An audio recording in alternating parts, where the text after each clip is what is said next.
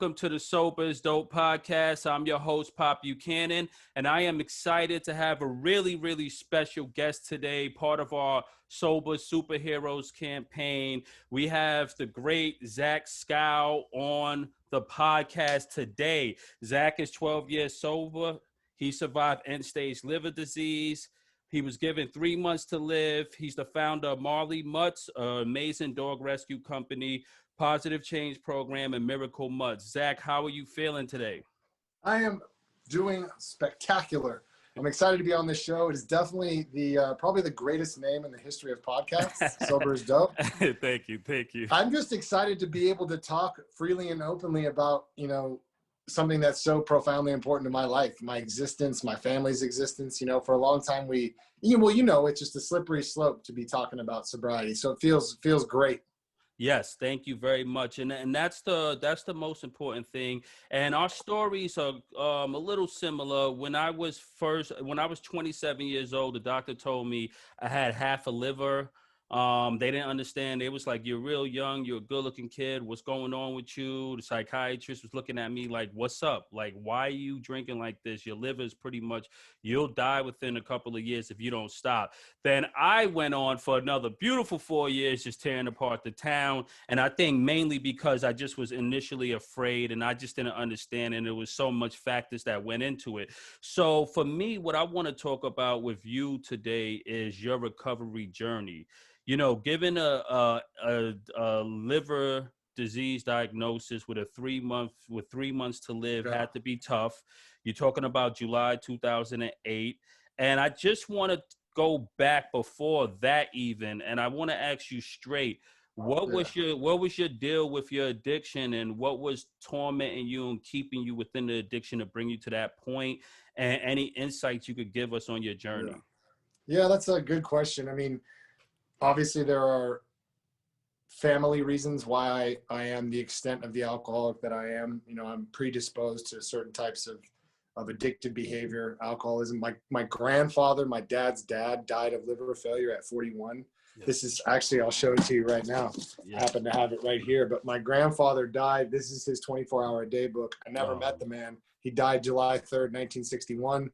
The book is marked July 3rd, 1961. Wow. It's got his social security card in it. Oh, man. It's got his sponsor's number. It's all this incredible stuff. And I found that my first month into sobriety, but We're getting ahead of ourselves. There were a lot of things that contributed to me becoming an alcoholic at the rate and at the pace that I did. And it all starts with just not feeling comfortable with myself and having a lot of expectations that I never felt I could meet. I was a handsome kid. I did really well in school. I played basketball. I played baseball. I played football. I surfed. I skateboarded. I snowboarded. I was involved in just about everything. But right about middle, kind of juvenile years, in the middle of high school, I started to feel kind of overwhelmed, very uncomfortable in my own skin. I had gone through some child sexual abuse at a young age, between like basically 7 and 10. I couldn't tell you exactly the years, but it was something that occurred several times in my childhood and really threw me for a loop when I came of age. So when I came of age and I'm supposed to be dating girls and I'm getting all this pressure from my friends, and I'm terrified in situations involving intimacy and women. I mean, terrified. And I grew up in a household, I grew up in a split household. Parents got divorced when I was young. So I had a lot of gay influence in my home too. A lot of the men that I looked up to were gay. So I didn't know what was happening with me at a young age. I was really confused. I was so scared around women, and I grew up around gay men. I even thought maybe my sexuality was talking to me. I mean, I've always been attracted to women, but that kind of abuse at a young age messes with you in a way that you don't understand the correlation. So really what I knew is that putting alcohol and drugs into my body helped me deal with that. Helped me feel like I could look myself in the mirror, like I could, I also come from a town where there's a premium on your ability to get intoxicated and fight, be with women, fight, and do, party hard, live hard.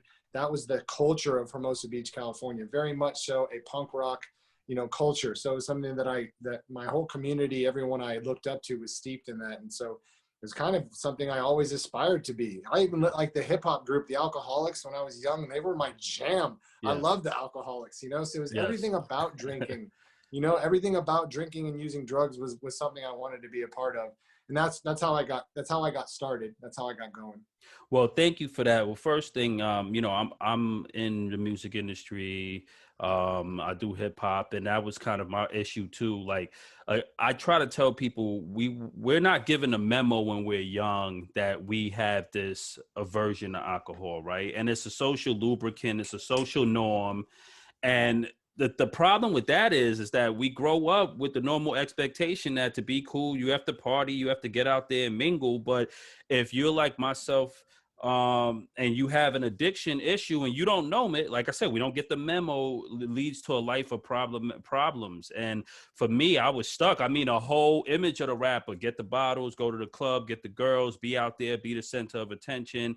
And just being stuck with that, I could relate. And also, we just did an episode on sex and addiction, and the myths that we're somehow more interesting to the opposite sex, or in a relationship, whether same sex, or we're more interesting, or we could be better lovers, or Sure. and that's so far from the truth. So we did an episode debunking that myth. But when you're young, you're looking for that courage, you're shy, you have all these hormones, and sometimes alcohol is that gateway there.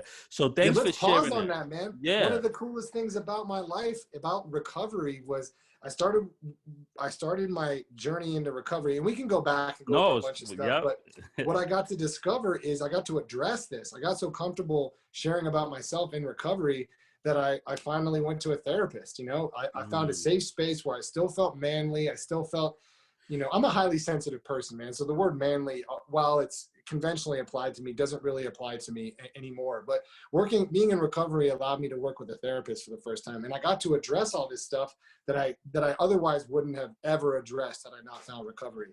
And man, the intimacy I get to embrace in life now it's a whole different ballgame, man. I got to discover who I am as a man intimately. And it's been stupendous.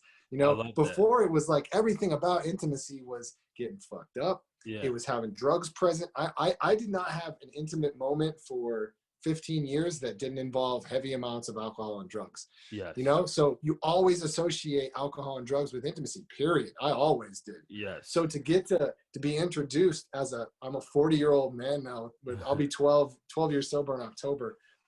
To get to like not only be, I mean, I'm still discovering myself, and it feels pretty fucking good, man. Yeah, you know? I'm with you. I'm 40 also. So we're the 40 club. We doing our thing, right? And yes, I have to be honest that my ability to connect is deeper. My life and in sobriety. So right now in my recovery, I could testify that it's just you could connect more, man. I remember wanting to connect so badly when I was younger. And I always related alcohol as if I needed it. And it was the one thing destroying the experience. Like looking back, it was so many squandered opportunities where I really wasn't able to give my all to the person that I love. And that's sad. And that's why I love the fact that we have this platform so we could put the future generations on, or anyone right now. So Zach and Pop is letting everyone out there know right now, you don't need drugs and alcohol to connect. You don't need drugs and alcohol to be a better lover. It's actually going to make you a worse lover. And you are enough and you are worthy. So I love that, man. The best thing to be talking about, man. I'm stoked that we're unpacking this because it's really, really important. As a young person, I got sober when I was 28. I started in recovery when I was 28. So to be looking at that, I'm going, it's the end of the world. I'm never going to be able to be properly intimate with somebody. I'm never going to be able to drink again. How am I supposed to be intimate? My life is over. I'll never find a wife. I'll never be able to throw down like I want to throw down on that. All these things that like I thought flew out the window. And it couldn't be further from the truth, man. And you hit on connection. I'm a highly sensitive person. And for me, that sensitivity is the only antidote for that uber sensitivity is connection. That's the thing that, because you get to relate to people, you understand that you're not, tragically unique. And I thought connection was one and the same with intoxication, that without intoxication, you did not have proper connection. And you hit the nail on the head, man. They are completely unrelated. And in fact, you can connect so much more without drugs and alcohol. And you can really find I mean, you can never really understand yourself when you're fucked up.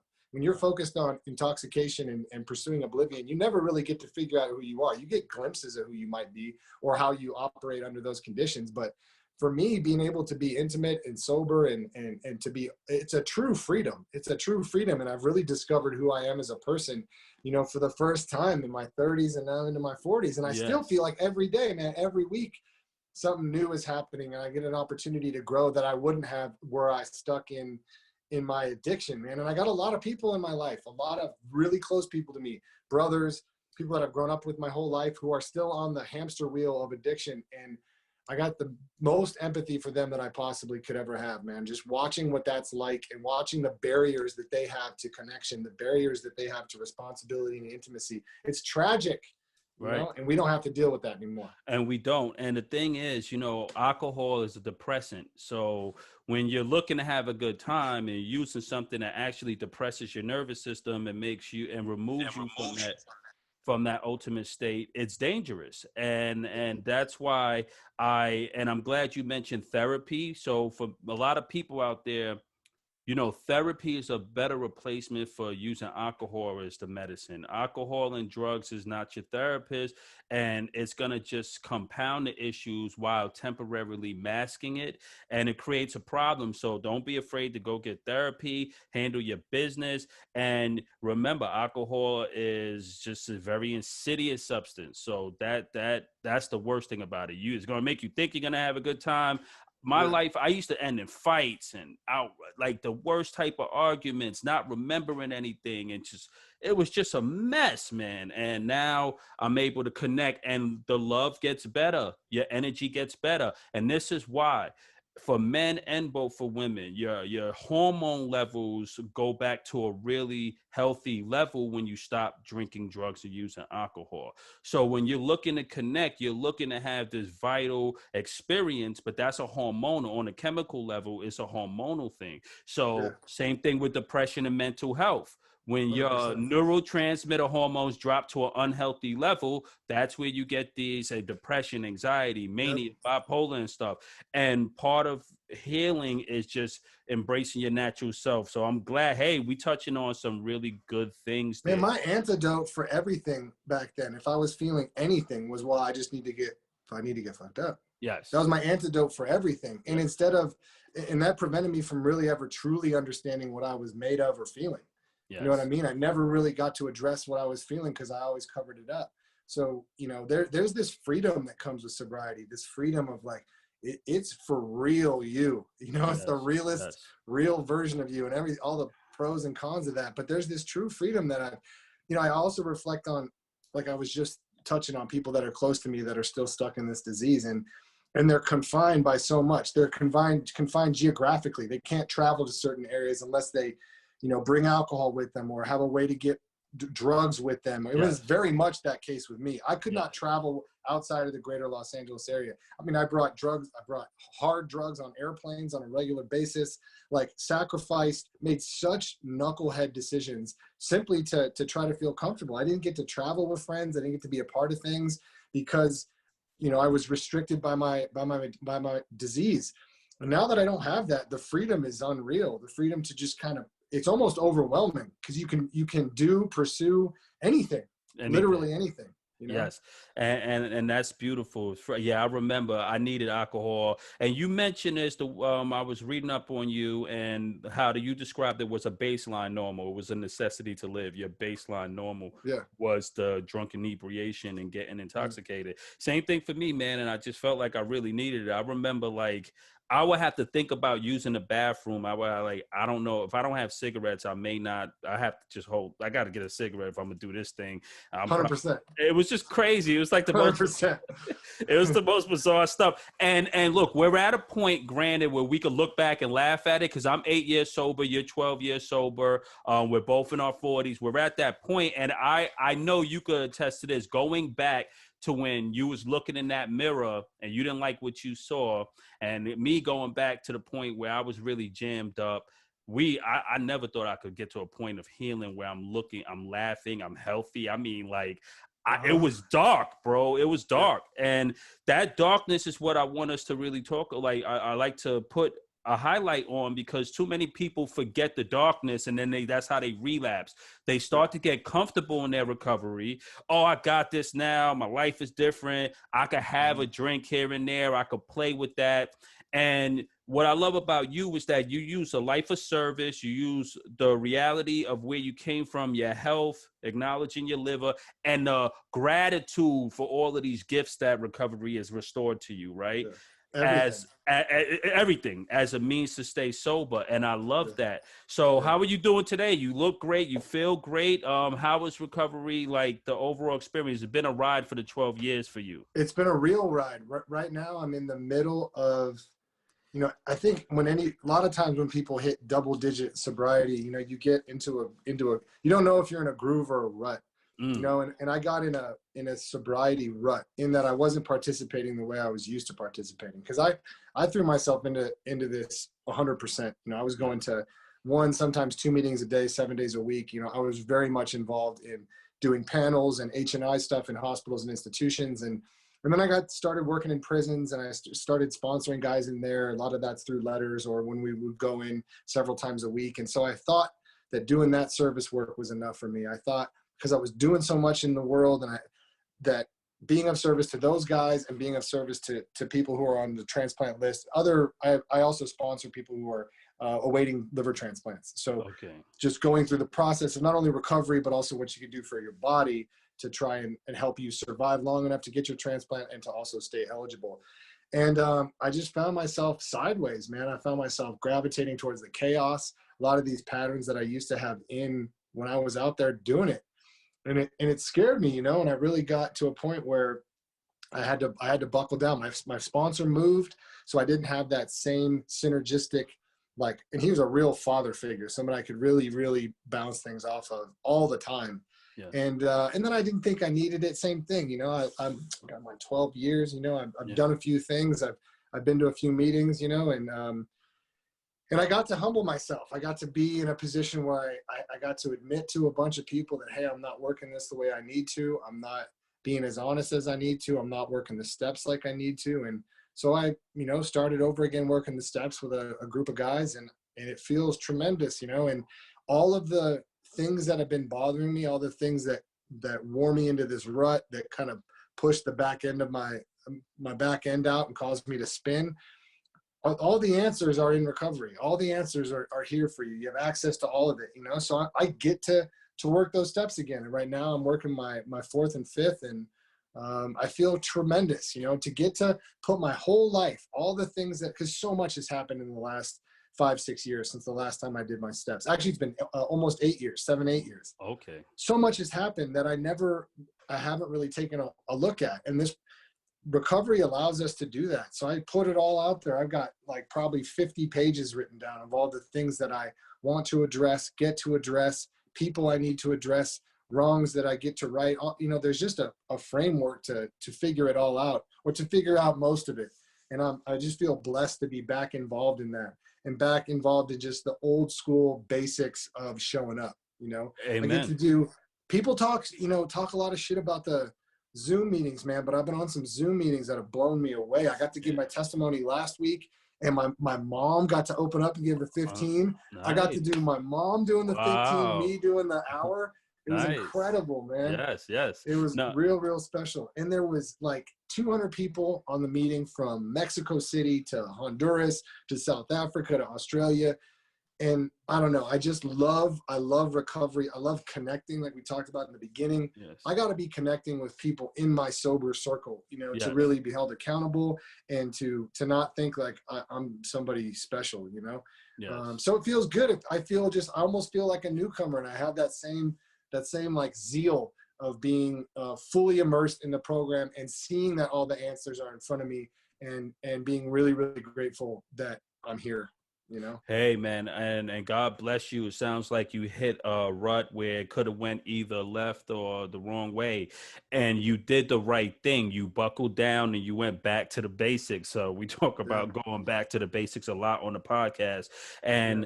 and the importance of that is that, look, when you're in recovery, you do have this. I use the term superhero a lot. We are like little superheroes. We change so much, but we want to help everyone. We're out there. We feel like we holding up this.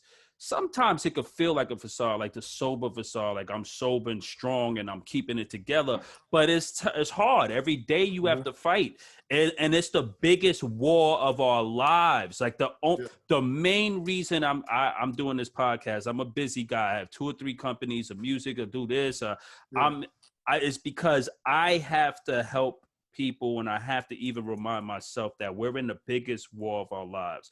One wrong move or one wrong decision, we could be right back. And I remember, because I relapsed to it like at least twice or 2 or 3 times before I actually got it together, and it really got worse and progressive to the point where I almost died. And I Yeah. tell people, you can't play with it. I've seen people 30 years in play with it, Yep. totally right back to a destroyed rock bottom, look like they Yep. never had time under their belt or anything. I mean, in a matter Hmm. of weeks, you would Yep. see the person and be like, oh, what the hell? Like, who are, like, and this guy would, like, you could throw everything away. I was arguing with someone the other day, and they was talking about getting to a point where you're old and you could possibly have a drink. And I said, everyone who tried it accelerated the point of death in their lives, and they Yeah. just, in a really Period. fast, profound way, destroyed Yeah. everything. So Yeah. I applaud you for that, and I thank you for saying that publicly, that you got to Yeah. a point where you was vulnerable again, right? Yeah. You were sensitive again, and you had to connect back. And Yeah. you talk about that and deep. And when you talk about here, we have you begun a life of transformation. And I want to talk about your dogs, right? I know everybody always want to go there first. Yeah. But I want to talk about that in a specific way.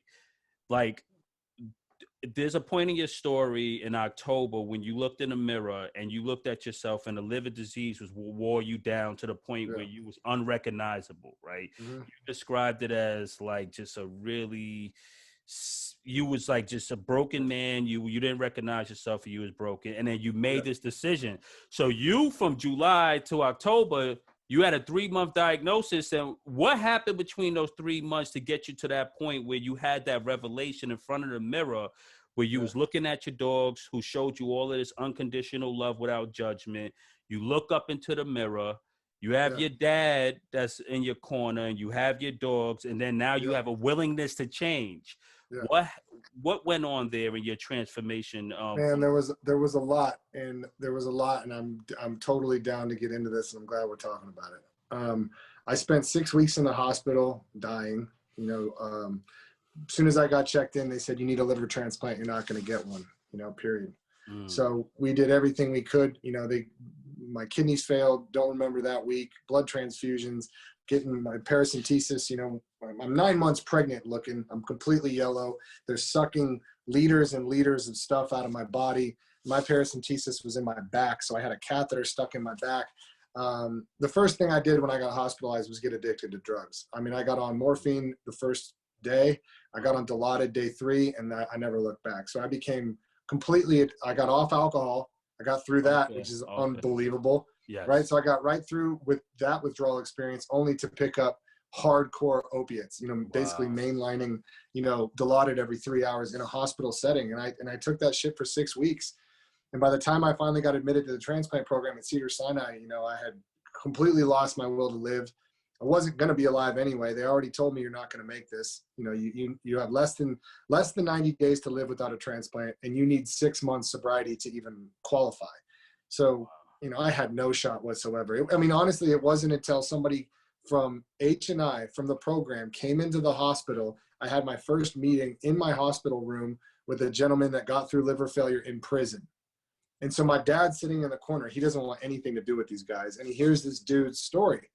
And this guy's wearing a shirt and tie. And he's a little bit older than me. And this dude's talking about how he got through liver failure in prison.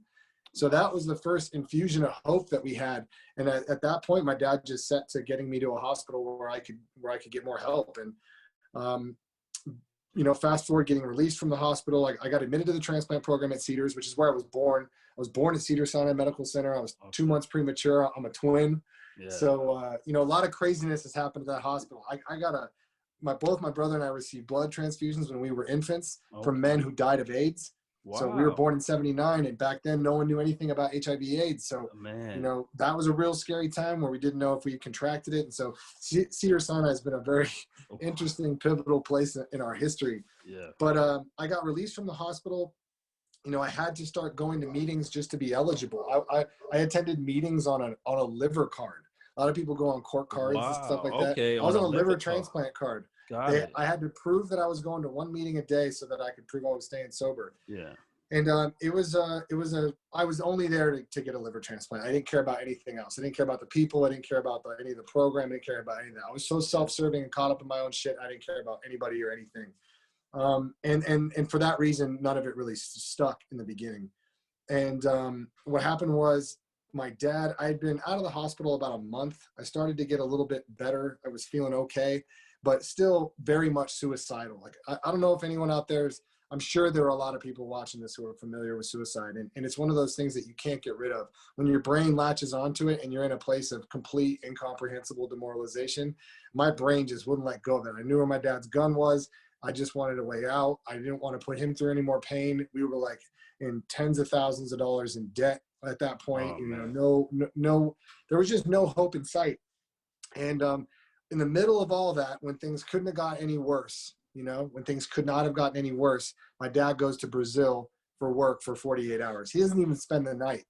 And what do? I get the backup keys to the truck, and I go to the liquor store and I get some alcohol, you know? And I just remember thinking I needed to taste it so that I could sleep, because I couldn't sleep, you know. I was having all these issues sleeping, and I couldn't get my brain to just be quiet. And I just remember thinking, I just want to taste it. It's been a few months now, but I just need to taste it. That's what I remember thinking. And then I blacked out, and I didn't black out all that often because I drank just such high quantities of alcohol. I came to, and my like literally 48 hours later, and my dad was coming home from Brazil. He would be home in 3 hours. He was at the airport. I cleaned up all the booze, and I knew we had to go to the hospital. I was so sick when I woke up, like my belly had already filled back up. Yeah. I mean, I was dying, you know, I was absolutely dying. And my dad got home, went to his office. I had to walk in there, and I had my shades on, you know, so I walk in there like this, and I said, Dad, we got to go to the hospital. And he looks at me like, what are you talking about? You know, how about a welcome home? And I said, no, Dad, we got to go to the hospital. I took off my glasses. He could see my yellow. Oh, man. And he goes, what happened, man? What are you telling me? And I said, we got to go to the hospital. I drank again. And he just lost it, man. He just started weeping. He just kept repeating, you know, you've killed yourself. You've killed yourself. You've killed yourself. And then he said, fuck you. I'm not taking you to the hospital. Wow. Said, you know, you drive yourself. You know, he was devastated. I mean, it absolutely broke his heart. It broke the last bit of hope and will that he had to fight this thing with me. And I just took it right away from him. And I was so sick too. I mean, you got to remember, I'm a 175-pound man. I was 140 pounds, completely yellow, with bruises all over my body, with veins coming out of my stomach and my neck. And I mean, I looked like the sickest sick person. And here I am actually drinking like the last thing I should be doing. But what that relapse did for me, man, I don't know that I would be here if I didn't have that relapse. You know what I'm saying? Right. I don't think I would be here if I didn't have that relapse. That relapse was so important to me because it was like a shudder to my system. It let me realize, like, this is what you're fucking capable of. This is your best thinking at work, you know? And I really needed that, man. So I'm really glad you afforded me that opportunity to talk about my relapse and understand there's a lot of people, a lot of shame associated with relapse. There's a lot of preconceived, like, no-nos about relapse. And relapse is, while it's a terrible thing and can rob you of your life, it's something that we do as alcoholics. And people just need to understand that. I thought I was going to get kicked out, man. I thought people wouldn't I legitimately thought my home group was going to be like, you can't come anymore. Wow. Okay. You know? Yeah. Because I thought I was going to break their heart, you know, and that's not what happened. And so what ended up taking place is I went to the hospital, came back, and I was on this stuff called annulose, which is supposed to, when you're in liver failure, you have ammonia buildup on your brain. You vacillate between being present.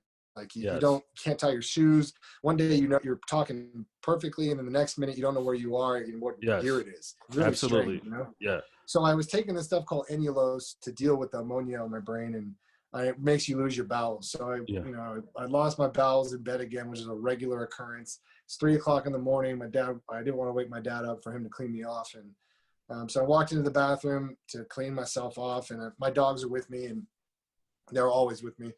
And I walk past the mirror, and it's a full-length mirror, and I remember seeing my belly, which was legitimate 9 months pregnant, gigantic, with herniated belly button, varicose veins, completely yellow.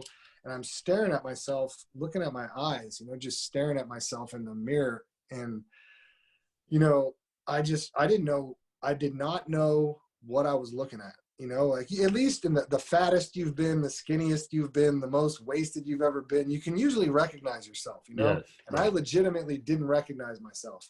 And I got just terrified, man. I just thought I was gone. I thought I had left the world, and I just doubled down on committing suicide. I just realized, like, in that moment, I can't do this, man. I'm no good at this. I'm no good to my family. I'm no good to these people. I'm not even here anymore. And then I turn around, my dogs, again, like I said, they're always with me, and they're sitting in the corner next to the toilet, all three of them, Marley, Tug, and Buddy. And they're just looking up at me, looking up at me like I'm the greatest. Like we're looking at each other right now. Like absolutely. Mad respect, mutual love, like relatability. And they're just looking up at me like, Dad, man, you are the shit. You are the shit in so many ways, Dad. And I don't see any of it. I don't see any of it. I don't feel any of it. Correct. I'm just exhausted at the whole process of trying to fight. And I didn't fight very well. It was just out of me, and my dogs were there to just be like, hey man, you're in there. You might not see it. You might look pretty fucked up right now, but you're still in there. And we acknowledge you, Nice. And so, yeah, man, that next morning, I didn't go to sleep, watched the sunrise at like 5:30 and journaled, took a picture. I still have the picture of that sunrise that morning. And then that was kind of the first day of the rest of my life. That day, I just said, we're going to start walking. We're just going to start walking a little bit at a time, I could barely get a block back then because I was so sick. But it worked, and I started to add foster dogs to my pack. I started to get back involved with the Humane Society because I needed to do something. My doctors were telling me, you got to move. I got to be going to meetings. I got to find a reason to live. Yes. I didn't have one. I didn't have sobriety. I didn't even know if that was possible. I really didn't. I didn't know if it was possible for people to live sober like that. I really, and I just gave my life to the dogs, and really Marley's Mutts, our whole organization was born out of just trying to make 6 months sober to qualify for a transplant. It was just having dogs around me in my life so that I could write about them. I could take their pictures. I could care for them. I could rehabilitate them and help find them homes. And in that process, it took me out of my own bullshit, took me out of this crazy, crazy place that exists between my ears. And it allowed me to just worry about be of service, It allowed me to figure out, to first learn what being of service was. And it revolutionized everything, man. It revolutionized everything. And I slowly but surely started to get love from people. It was really hard for me to accept love, but I could accept love from them regularly. That's how I practiced. And then people that I got sober with, man, the floodgates opened. I felt hardcore in love with the people I got sober with. Still to this day, man. There's like 100 people that I would go to war with. You know what I mean? Just because of that, they taught me how to love again. I got Correct. It was really, really special. So that's kind of the story arc of how it all happened, and the whole organization. I never wanted to be a dog rescuer or work in prisons and advocate for the disenfranchised. I mean, I've always been interested in those things, but I never thought it would be what I do, or that I could make a living at this, But and there's a part of your story that I really love where you started to see in the rescue dogs that no one wanted, the rejected dogs. You saw a bit of yourself in that, right? That and the they call the giant mastiffs, the mango and mangy mutts, the aggressive scared dogs. You know, Right. every shelter, they have these high kill shelters where Mhm. there's dogs in there that society just gave up on. They've been through Yep. too much. They've been beaten and battered, but they still they need love just like we needed love in our darkness. And you saw something there, right? You Yeah, saw something totally. there between these mutts and these rejected mutts and us addicts out there, the Yeah. dejected, the home, like when I think about the homeless people on the street, how society just walks past them like they not human, and Uh-huh. sometimes afraid to even talk to them, like as if the homeless person is going to bite them back or something. And you connected that, and I think that, so how did that help you, like in your journey? What was that parallel there? You talk Yeah. about a parallel, and I think it's just beautiful, man. That's like the most beautiful analogy, how in the dogs you saw aspects of yourself, and they need a rescue just like we need Yeah. rescue. That's beautiful, man. Yeah, man. My favorite people are the broken, battered, beat down, disenfranchised, maligned, misunderstood. I've just always been one of those people. And I I guess I still can't believe that I got a second chance, that I get to be like, I have a beautiful wife who's in the other room. I got a 2.5-year-old baby girl, got a Yeah. baby girl on the way. Like I'm talking to you in a house that I bought, Wow. all these, and Yes. these, these absolutely incredible things have taken place in my life because of recovery, and because of this idea of rescuing the unrescuable. But to focus specifically on that idea, on the throwaway animals, there's this principle that runs through rescue. There's this idea that there's potential in everything, that every living being has potential no matter what. And some of these dogs have just got the shit end of the stick for a very long time. And some of these people in our world, I work in prisons, and there's 2.5 million incarcerated people out there, 10 million children directly affected by those 2.5 million incarcerated. And we've all but cast them aside. We've all but ceased to give them any meaning, purpose, or value on this earth. And we have no problem doing it. We just say, oh, well, you've hurt somebody, or you've done this, so we're going to lock you up over there, and not only lock you up, but lock up all of your potential. And I live to find the potential in the throwaways. I live to unearth and mine the potential in formerly thrown away people, because it's those people that have been through some shit. It's those people that have persevered through adversity. And you talk to any man or woman or kid that has gone through incarceration, that's been locked up for 5, 10, 15 years, the amount of integrity, the amount of human capability you've got to have to get through that with your humanity intact is really impressive. And they have so much to teach us, and there's so much we can learn from them. So I've found countless dogs that can only be described as medicine, that have been unearthed, that have been mined from these high kill Yes. shelters, who have gone on to change tens of thousands of people's lives. Dogs like Cora, who lives with me, who's a double front leg amputee. She was a dog that people said, not only should you not rescue her, but if you amputate her front legs, that's cruel and unusual, and you should get in trouble. And by rescuing her, we showed what she's Wow. capable of. And this little 2-legged dog now has gone on to inspire hundreds of thousands of people. I don't know how many millions of people have seen her stuff, and tens of thousands of messages that we've got, but we would have missed that if we weren't willing to find the potential in the throwaways. We would have missed that. And right now in particular, we're in a really unique position in time where we're going to look back on this as an opportunity to go find the potential in the disenfranchised, to go find the potential in the people that haven't had the opportunity that others have. So I think that idea, that rescue principle of finding the potential in the throwaways, is so important now. And not just finding the potential in the throwaways, but just understanding that every human being, regardless of whether or not you may immediately see it, has limitless potential. I mean, limitless potential. If you only feed and water it, if you nourish that potential, you never know what you're going to get. Yes. And there's just a lot of beauty out there that simply needs to be believed in. You got to believe in that beauty. And that's what happened with me in recovery, is people believed in me, man. My self-esteem was dog shit. I mean, it was non-existent. And people started to believe in me. And I started to see the beauty in myself a little bit. I still don't, to be perfectly honest with you. I don't really see what other people see, but I got to build up my self-esteem enough to where I got to be of service to a lot of people. And I would have been dead a long time ago had somebody not believed in me. And so I really want to get out there and just believe in as many people as I can, and help show the world their potential. you know? I love it. You talk about the benevolent mechanism, the symbolic relationship between the people and the dogs, the prisoners, the rehabilitated people, addicts, and mentally challenged. Man, look, you're an all-star. I see it in you, Zach, and you know, at some point we do have to drink our own Kool-Aid because that's the best. We can't drink the other stuff, right? That's right.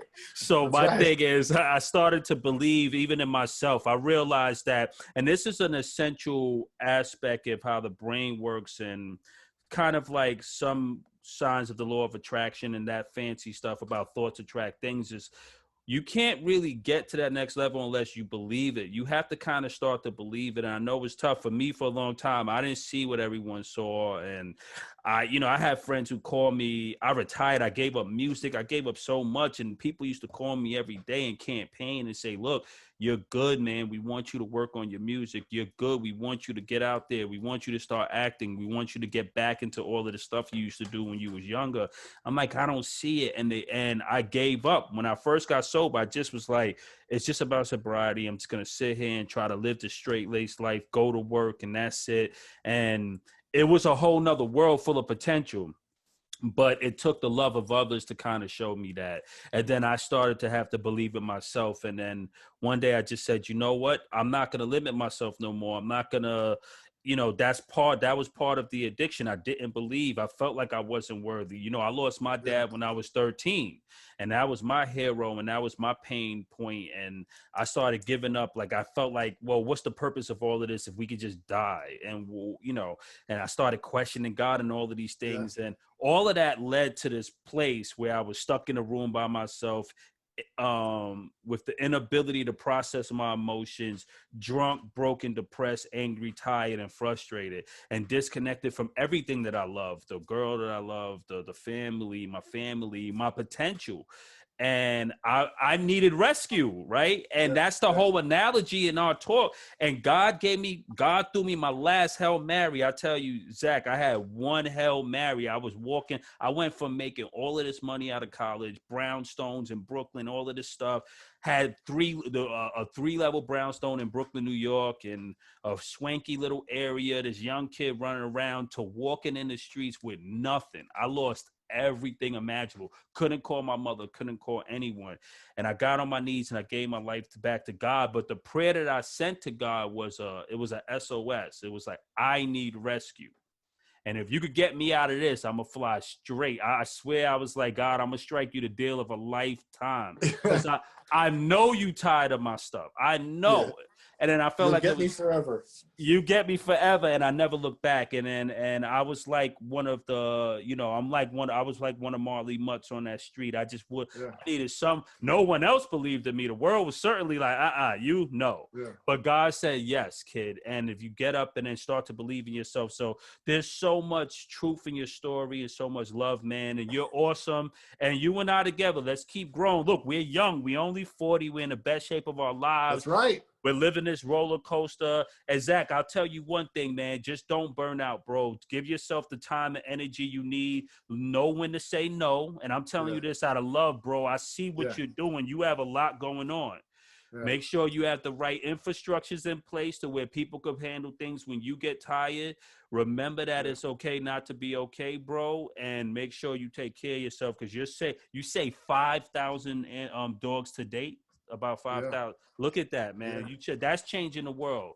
And that's changing the world, man. That's God put you here for a reason, right? Yeah. And he did it creatively. Your story is very creative. For sure, man. He was like, yo, this guy, he worked it out in such a way. He put the dogs, he had everything there for you. I'm excited to see where we go. Oh, they said yes, the dog's Oh, he's into it. He said, definitely a yes. So you went from healing, you had 3 months to live. How's your liver doing now? And can we talk about man, I'm doing great. What happened with my liver is I had stage 4, end stage is what they call it, END. Yes. You either die or you get a liver transplant. So, the worst kind of cirrhosis of the liver you can have. All they told me was that you need a transplant. There's no way out of this. You're not going to get better. You need a transplant. So when I finally got 6 months sobriety and was eligible, my doctors were baffled. They basically said, you're still very ill, but your liver is improving. You're somehow getting better. We're just going to keep an eye on you. And at that time in the beginning, for the first year, I was basically going once a week to see all the time going to the hospital. I was that sick, that like fragile. And then it started to become once a month and then once every 2 months. And every time I go in for a check, my doctor would be like, I don't know what you're doing. And this is the head of transplant. Her name is Dr. Tran Tran. And she just says, I don't know what you're doing, but you keep doing it, man. You appear to be reversing your cirrhosis of the liver. Wow. Which is exactly what happened. So currently I have what's called stage 3 fibrosis. Okay. I no longer have cirrhosis of the liver. I'm one of like 0.5% of transplant patients that reverse their cirrhosis and now can live on with a relatively healthy liver. So, I mean, I've changed everything. Don't use alcohol or drugs.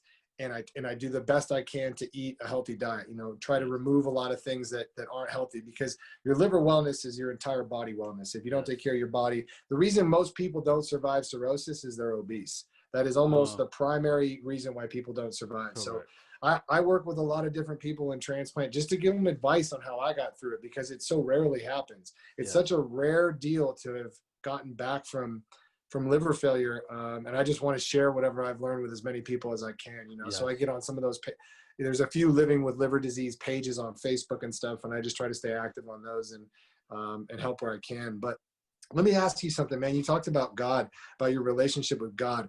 Isn't it interesting how, I mean, I didn't have a relationship with God until I got sober. I didn't.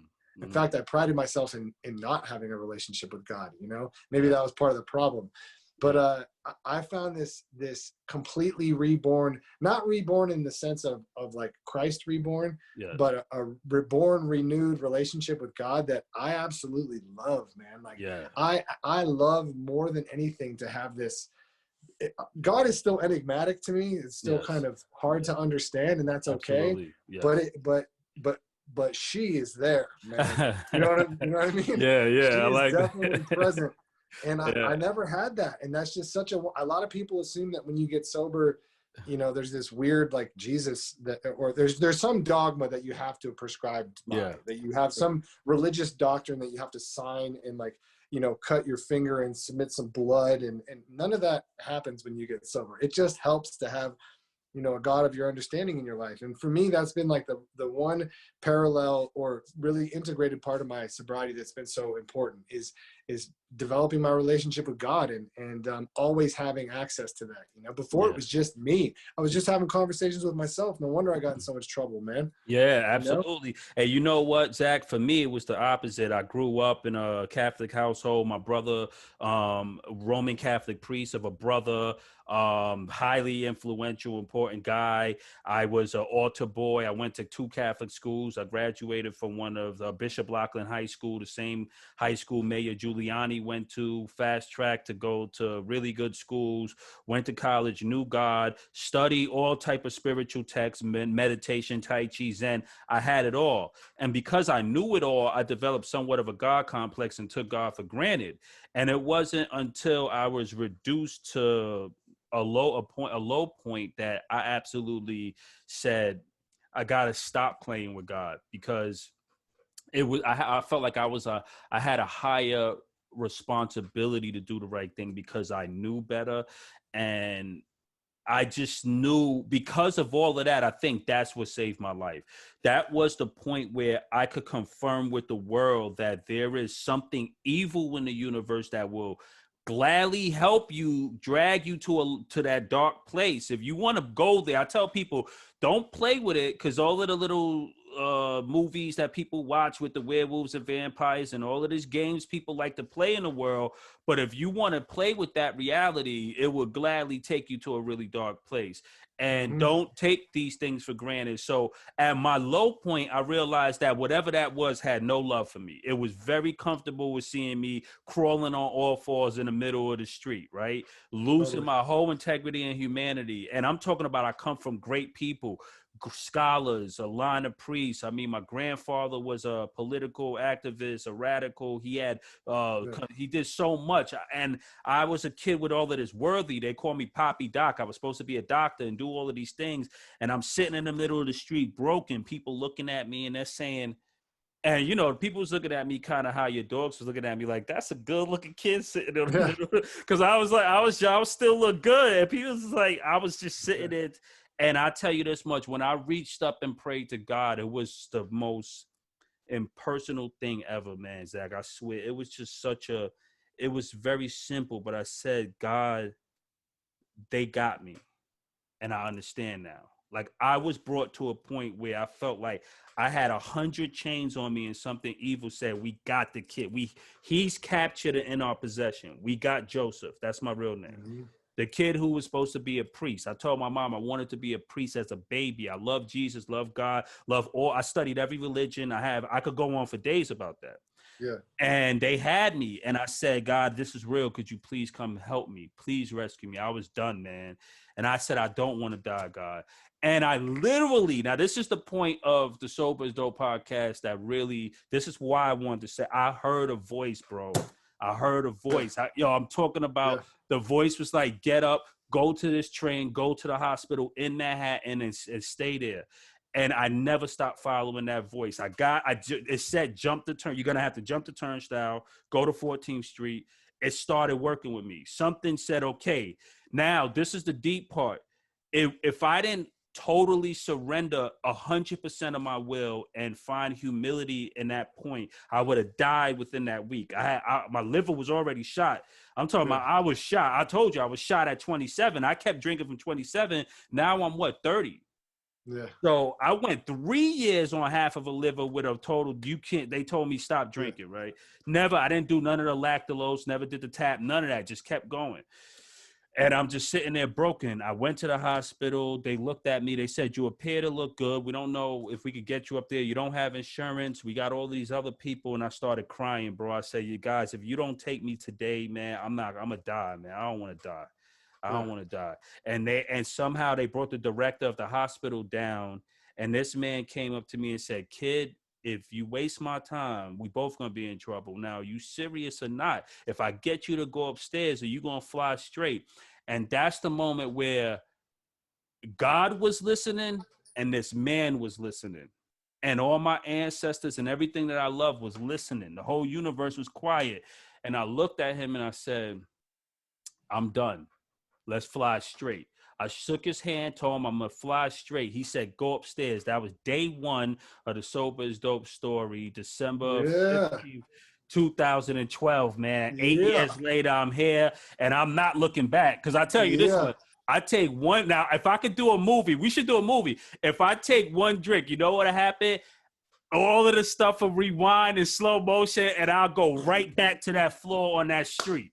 And that's 100%. how fast we lose it. And that's why I'm telling people, embrace your sobriety, love it, man, and do like Zach and I are doing. And we're living it one day at a time, but we're doing it in a way where it's fun, we're giving back, and look, sober is truly dope. And Zach, one of the reasons I wanted you on today is you are a living example of why sober is dope, right? That's right. Look at what you do. It's real. It's a real deal. I tell people, I'm not selling you or nothing. I'm telling you, sobriety is dope, and I'm giving people real reasons. So thank you so much, bro. You're a true inspiration.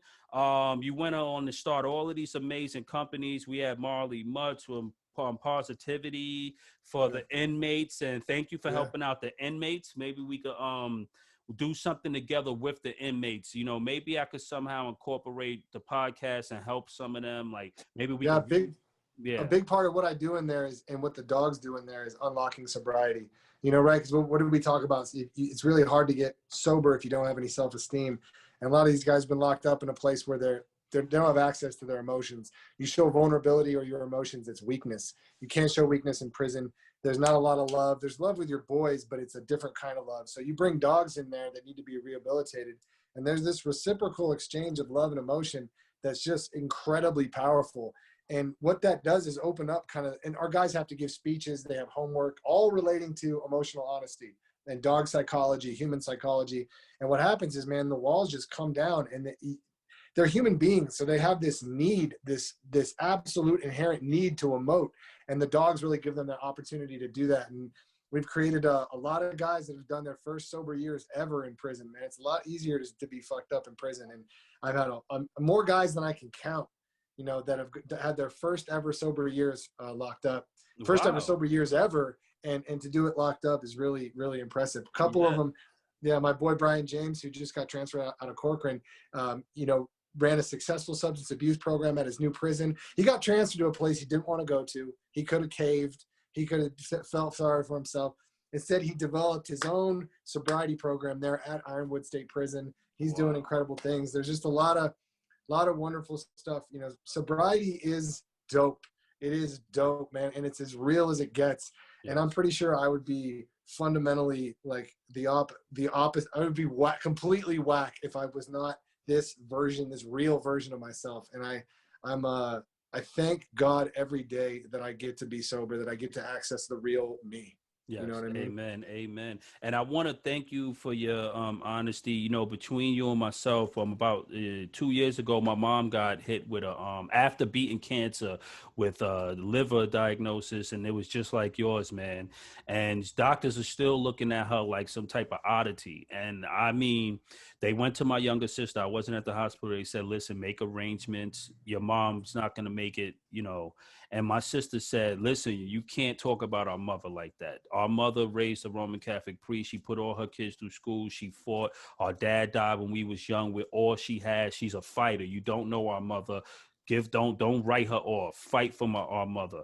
And you need to keep her alive. And the young doctor in Mount Sinai right now, this is all happening now. They looked at my mom. They said, hey, we're going to fight. And we went through the process. So now I understand the liver part and the health part of addiction. When I had to go with my mom to the place to get TAP, which is the paracentesis she was talking about. And she has to take the lactulose, which is the form of the stuff you would take in till this day.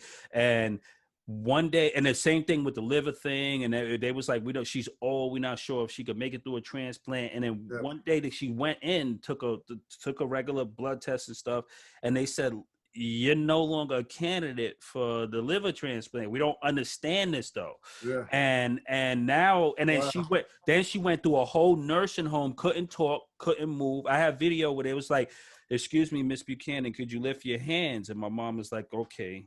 And her hands are not moving. Do you know who I am? And she's like, okay. Now she's home, back at her house, sewing, wrote a book, watching Netflix at 72 years old. Isn't God good? There we go. Yeah, man. And Mama Buchanan is sober. She's sober too. And my mom is a miracle, and she never remarried when my father died. And she prays every day. She taught us God, and she's been there for me, and I love her. And so I totally have a soft heart for your story. I know what it took for you to get to where you get. And there's a supernatural transformation that the doctors they don't have the tools to study what happened with you and my mother, right? That's why they were puzzled, because they're like, this is not supposed to happen. But somehow God had or something greater than ourselves had something in store for you. So Zach, I would love to have you on again. Thank you so much for gracing us with your time. In closing, could you let everyone know where they could reach you and where they could learn more about you? And could you give any final advice or any remarks to the sober community? They're all listening. Yeah, man. Well, dogs are chiming in. Marley'sMutts.org is where you can find anything about the organization, Marley'sMutts.org. I'm just Zach Skow, so ZACHSKOW. Our prison program is called Positive Change, PAWSITIVE. So you can follow us at Marley's Mutts, at Positive Change, at Zach Skow. Advice for sober people is, my advice would be to stay close to other sober people. Involve yourself in sober things. This is a tough road. Just like anything, it requires you to learn it. You got to take it one step at a time. So try not to overwhelm yourself with trying to figure it all out at once, and just take the next indicated step, man. The next indicated step, which might just be showing up at a meeting. It might be calling Pop. It might be calling me. It might be sending me a message, sending Pop a message, whatever. But just take that step, participate in your own sobriety, be there for yourself, And much love to you, man. I didn't know how badly I needed to connect with somebody tonight over sobriety, just have some smiles and straight up connect. You know, that was awesome, man. Thank you so much, Zach, and God bless you. Ladies and gentlemen, you are listening to the Sober is Dope podcast. I'm your host, Pop Buchanan. That's a wrap for our episode with the one and only Zach Skow, founder of Marley Mutts. I love you all. Tune in later, and I'll catch you on the other side. God bless Love you, Pop. All right. Well, love. All right.